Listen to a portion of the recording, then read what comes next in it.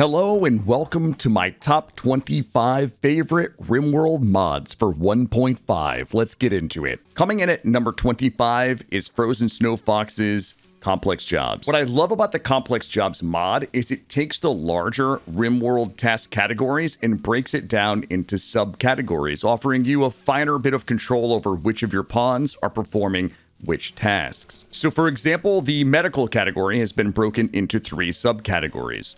Number 1, doctoring, which is going to focus on tending. Number 2 is nursing, which is going to focus on caring for the sick and bringing them food. And number 3 is surgeon, which is going to focus on operating. And what this allows you to do is to level up your pawns to be proficient at surgery by having them perform the doctor and nurse subtasks and then assigning them to surgery once they've achieved a sufficient level. It also helps ensure that you have your best pawns performing critical functions. That way you don't have a pawn with a medical skill of 4 in your hospital performing open heart surgery. Coming in at number 24 is Wall Heater. This is a very simple mod that allows you to mount your heaters on the wall like this versus placing them on the floor like this. The 2 advantages here are that number 1, it's going to save you floor space, and number 2, it's going to give your base a much cleaner, less cluttered look. Coming in at number 23 is Stone Cutting Extended. What I love about Stone Cutting Extended is that it adds bulk recipes to your stone cutting table without changing the amount of blocks that you're receiving from each chunk. Instead of your pawn grabbing 1 chunk, going to the table, and turning it into 20 blocks, your pawn will carry 3 chunks to the table, process those into 60 blocks, and then store that, reducing the amount of times that your pawn is storing the blocks that it's creating at the table. Coming in at number 22 is Vanilla Furniture Expanded Security, and here are the 3 things I love about this mod. Number 1 is the double autocannon, which is an improvement over the vanilla autocannon in terms of fire rate and burst shot count. Number 2 is the steel military turret, which is an improvement over the vanilla steel mini turret. And number 3 is my personal favorite, and that is the bear trap. And the reason I love the bear trap from Vanilla Furniture Expanded Security is because it's rearmable.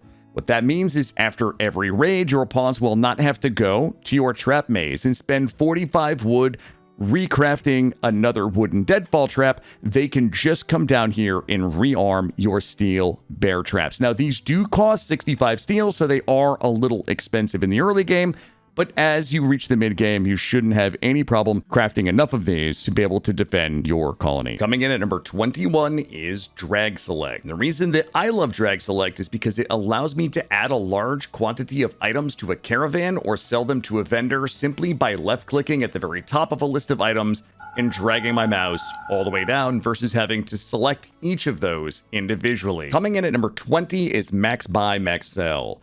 And the reason that I love this mod is because as you're engaging with the traders and you approach the limit of what you can buy or what you can sell, you will get a UI element here that will allow you to see what is the maximum number of those items that you would be able to buy or sell to or from that trader.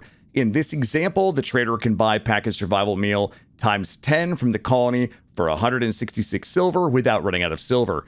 If we click this, then it will go ahead and queue that 10 up, and it will go ahead and even out the amount of silver that I'm looking to get from the vendor to the maximum amount of silver that the vendor would be able to give me. Conversely, if I was looking to buy more than I could afford, I would have the UI element on the other side of the trading UI saying that my colony can buy beer times 73 from the trader for 1,036 silver without running out of silver. And that would allow me to click this, and it would queue up the maximum number that I could afford. Coming in at number 19 is Defensive Positions. And the reason that I love defensive positions is because it will allow you to place your colonists where you would like them to be in the event of a threat on the map. You can go ahead and save that position there. And then should an event arise in which you need people in those positions, all you need to do is select your colonists and hit the letter T, and they will immediately report for duty. Coming in at number 18 is Dismantle Ancient Junk. And the reason why I love this mod is because instead of having your colonists come down here and melee the ancient junk to clear it off of the map, you can simply give them a command to deconstruct. which they will do, and it will go ahead and return to you some metal slag as well as some steel. Coming in at number 17 is Biosculptor Pod in Neural Supercharger Resize. What I love about this mod as someone who loves to play the transhumanist meme from the Ideology DLC is that I can downsize all of my large, clunky 3x2 Biosculptor pods into a much sleeker 1x2 format, and I can downsize my Neural Superchargers from a 1x3 also into a 1x2 format. This mod is fantastic for anybody who loves to play the transhumanist meme, but maybe hates the larger footprint required to hold all of the technological requirements. On the right side here, you can see the row of 1x2 Biosculptor pods, and on the left side, you can see the 1x2 row of Neural Superchargers. Coming in at number 16 is Camera Plus. Camera Plus allows you to do two things. Number one, it allows you to zoom way out on the map, which I find very useful if I'm measuring the tile, because maybe I want to plan something in the center of it. Maybe there's threats on the map that I want to keep track of. The other thing Camera Plus will do is allow you to zoom way in on your tiles, so you can always keep a good eye on what your colonists are up to, whether they're at a party or engaged in combat. Coming in at number 15 is Floor Edge Fade. And the reason I love this mod is because it gives a nice sharp transition between where the soil is and where your tile is. Now, if we compare the nice crisp lines that we get when we're using No Edge Fade to what you see here, which is the vanilla interaction between where the soil meets the tile flooring that we've put down, this just isn't as clean of a look. Coming to number 14 is Aligned Turbines. And the reason I love Aligned Turbines is because it reduces the overall footprint of your wind turbines by removing this extra dead space that is calculated in as part of the vanilla interaction of your wind turbines. And Aligned Turbines will allow you to align your solar panels to the turbines for a clean look. Now, if we compare the vanilla setup to the Aligned Turbine setup, here we get a much sleeker, cleaner, aligned, symmetrical look, and we also get more power for our space. Coming in at number 13 is Corpse Cleanup.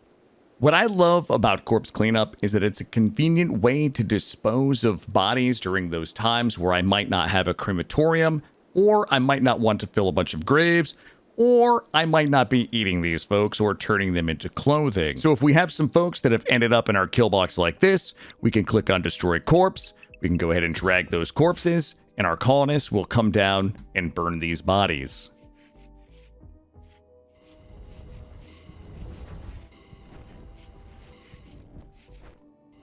And it's like they never existed. Coming in at number 12 is More Planning. And the reason I love this mod is because I'm obsessed with planning my bases out before I begin building, so all I need to do is follow the blueprint that I originally set. So if we toggle the planning visibility on, you can see the majority of my buildings were pre-planned because I know what the room sizes are and where I like them to be with all of their adjacencies. As you can see, the yellow is the walls, the red is going to be my rooms, the green is where I am going to do my planting. There is also some great functionality built into this, which will allow you to cut, copy, and paste plans. So if you have room sizes that you use repetitively, you can just copy those out. You can paste those down, and you also can import and export plans. So if you have plans that you've created in other bases and other runs, then you'll be able to go ahead and pull those into your current run and leverage those in the planning system. Coming in at number 11 is Ogre Stack. And the reason I love this mod is because it is a completely customizable way to fit more on my shelf. Here you can see that it defaults to most of the most important things that we're going to stack to around a 1,000 in terms of resources, meat and raw veggies. Raw plants at 2,000, animal food at 2,000, leathers and textiles each at 1,000 apiece, stone blocks at 2,500, and drugs at 4,000. This mod helps me significantly cut down the footprint of my base and allows me to find things more easily by stacking them higher, not wider. Coming in at number 10 is Frozen Snow Fox's No Default Storage. My colonist toxic trait is loading up every shelf I ever build with the most useless trash until I get an opportunity to clear the filters and set it properly. No default storage ensures that once a shelf is built, nothing is assigned to it by default so that you can toggle on the filters that you want. Coming in at number 9 is interaction bubbles. And the reason I love interaction bubbles is because it allows me to see the social interactions happening between my pawns as they take place and read their thoughts without having to check the log. RimWorld is a fantastic storytelling game, and being able to see what my pawns are thinking and talking about and how they're interacting always adds humor and flavor to the storytelling aspects of each of my runs. Coming in at number 8 is replace stuff. And the thing that I love about replace stuff is that it allows me to do things like change wall types. The pawns will not deconstruct the previous wall, they will just build over it, which saves a little bit of time. As somebody who generally starts out the early game with wooden walls and likes to move to stone walls, this makes revamping the base a lot easier and a lot faster. Replace stuff also gives you this nifty over-the-wall cooler, which you can build on top of a wall that doesn't require your pawns to deconstruct it, which is going to save you time. Replace stuff will also allow you to build over stone, which will then automatically mark them to be mined out and the walls will be built. Coming in at number 7 is Tactic Owl. And the reason I love Tactic Owl is because it adds the ability to enable search and destroy. While drafted, if you select your pawns, you will see the option for ranged search and destroy and melee search and destroy. I find this particularly useful for the melee search and destroy. That way it removes some of the tedium of reassigning targets mid-combat. If I enable melee search and destroy for my one melee character, they will automatically seek out the target, and Exorus, Huntsman, Hawk will be no more.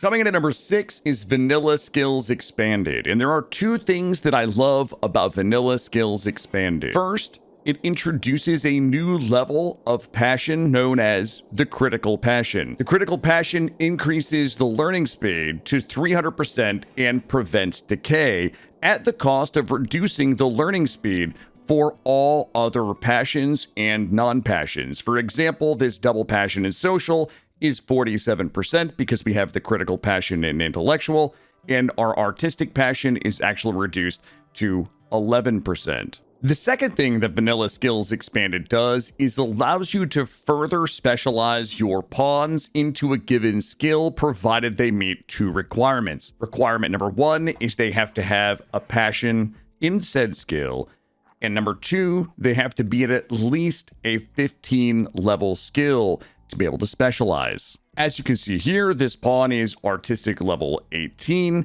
They have the critical passion, and I was then able to specialize them into art quality, whereas they gain XP while performing anything that increases their art XP, they will additionally gain their specialized XP, which will allow them to increase the art quality bonus of any art they make. With Vanilla Skills Expanded, every skill has 3 to 4 different specializations from which you can choose. It's important to note that you can only choose one specialization, and doing so will lock you out of the others for that skill and any other skills. Coming in at number 5 is Vanilla Nutrient Paste Expanded. And I love Vanilla Nutrient Paste Expanded for 3 reasons. Reason number 1 is the Nutrient Paste Grinder. You can arrange your hoppers around the grinder, and you can load those hoppers up with whatever types of raw foods that you might want in your nutrient paste meals, and they will grind it up and add it to your nutrient paste vats. Now, what's important to know about these nutrient paste vats is that once you put something in it, they will be in these vats unless the vat is either drained, destroyed, or spoiled. Meaning, if your colonists love human meat or insect meat and they make it into the grinder and into these vats, every time your pawns get a nutrient paste meal, it will contain those items. As you can see down here, this nutrient paste vat contains everything that I've ever put in these. Reason number 2 is these nutrient paste drippers. These nutrient paste drippers are connected to the nutrient paste pipeline, which flows from your vats to the drippers. These drippers can be used in a lot of different ways. I like to place them near my hospital bed so that I can feed my pawns that are sick, healing, or incapacitated. I also like to place them adjacent to my cribs in the nursery to feed the babies. Number 3 is the integration with growth vats, as you can see here, and the biosculptor pods that you can see here. What this means is that any colonists that are in a growth vat or a biosculptor pod will automatically be fed. Coming in at number 4 is Dub's Mint Menus. And there are 3 reasons that I love Dub's Mint Menus. Reason number 1 is that when I select a workbench, I have this nice menu on the right-hand side that's easy to read. The icons for the item that I'm looking for are nice and big. I can easily see what the materials are that are required to make the item. And there is also this handy search bar at the top. Number 2 is a similar menu found in the operations bills. So instead of looking for your operation in this large list over here, you again have the larger icon on the left with the required ingredients on the right and the search bar at the top. And number 3 is the ability to clone a stack of bills so I can copy and paste them all to a second table. In this example at the fabrication table, I'm going to clone this stack of bills. I'm going to select the table that I would like to paste them to, and simply paste them on there. This may be convenient later game when you build more workbenches to increase your crafting throughput. It's also convenient because these bills will persist through playthroughs, meaning if you have a stack of bills that you always use at a specific bench, once that bench has been constructed, all you will need to do is come into the Clones tab and clone that stack of bills on there instead of having to recreate your stacks of bills every single run. Coming in at number 3 is RimHUD. Now, RimHUD does a lot of amazing things, but the number 1 thing that I love about RimHUD is how it enhances the inspect pane. On the left, you will see the vanilla character inspect pane, and on the right, you will see the RimHUD character inspect pane. The amount of information that RimHUD gives you quickly at a glance on the character inspect pane is incredible. But the most important thing is that it will show when your pawns are injured and their time to bleed out, which you would normally have to click on the health pane of your character in the vanilla HUD. Coming in at number 2 is LTO colony groups. And here's the 3 things that I love about LTO colony groups. Number 1 is it gives you a fully customizable colonist bar that can display all of the information that you want to see quickly at a glance, such as the weapon they're equipped with, their food, rest, and health levels, and their moods. LTO Colony Group offers a lot of customization options, including the ability to change the position of the bar on the X and Y axis, the number of rows that are being shown, in addition to displaying your weapons or not. Number 2, LTO Colony Groups allows you to make groups of pawns. So for example, I like to have a group of melee pawns so I can quickly grab them and draft them in combat. To make the group, I will select my 2 melee pawns, and I will form the group with these selected colonists. Now that my pawns are in the melee group, I can select them simply by double-clicking the icon for their group, and I can draft them by hitting the R button. LTO Colony Groups offers you a lot of control and group customization options inside the group menu. You can assign work priorities, you can assign orders, and you can also manage the group in terms of their zoning, their schedule, the areas that they're allowed into, and all of their apparel, food, and drug policies. You can also rename the group, and you can assign it an icon with some nice borders, and you're good to go. And number 3 is that LTO Colony Groups will recognize the groups that you've made on the caravanning screen. So if you have groups of colonists that you would typically send out to do trading or raiding, when you form your caravan and click accept, you will be able to see the strike team members here. That way you don't need to look down through a list to find the pawns that you would like to send. And coming in at number 1 is Allow Tool. And there are 2 things I love about Allow Tool. Number 1 is the ability to select all similar items on the map. So if I want my colonists to go out and haul every bit of steel that we have on the map, I can find the steel, I can right-click select similar, select similar things on the map. I can see that there is 1,715 steel lying around the map, and then I can use my second favorite feature, which is Haul Urgently. Once I've applied this, all of my colonists who are set to Haul Plus will now go out and haul that steel if there's no other higher priority ahead of it. Thank you for watching. If you have questions about any of the mods that you've seen in this video, please leave them in the comments section and I will be happy to reply. If I've left your favorite quality of life video out of my top 25, please leave a link below and I'll be happy to check it out. And if you've enjoyed this video, don't forget to like it and subscribe to the channel for more RimWorld content.